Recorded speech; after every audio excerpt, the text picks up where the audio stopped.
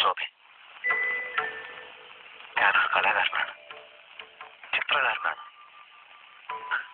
നന്നായി പാടുകയും ചെയ്യും. പക്ഷെ ഇപ്പൊ പാടുന്നില്ല. അമ്മയും തങ്കമണിയൊക്കെ കേട്ടാ മോശല്ലേ? അല്ലേ ശോഭെ? പറയൂ.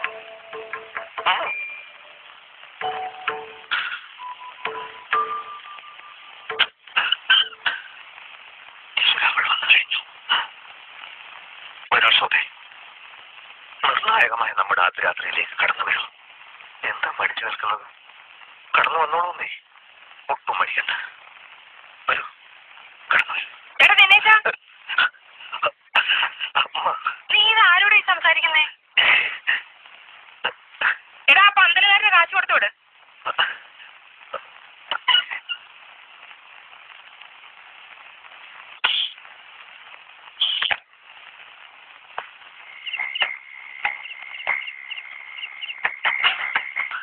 നിങ്ങൾ വെയിറ്റ് ചെയ്യുന്ന കാര്യം ഞാൻ അറിഞ്ഞില്ല കേട്ടോ. എത്രയാ?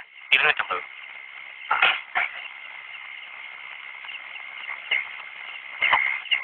പിന്നെ എന്തൊക്കെയുണ്ട്? സുഖം തന്നെയല്ലേ? ഓ, ഞാൻ കുറച്ച് തിരക്കിലായിട്ടോ. പിന്നെ സംസാരിക്കും.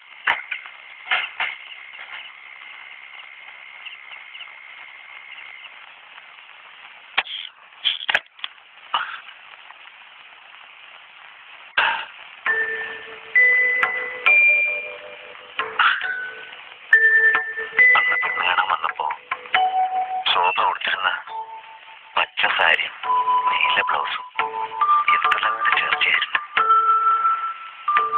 എന്തിനാ കാണിച്ചത്? അത് ഞാനായിരുന്നില്ലേ? ശോഭയുടെ ദിനേശ് ചേട്ടനായിരുന്നില്ലേ? എന്തൊന്നും മിണ്ടാത്തെ?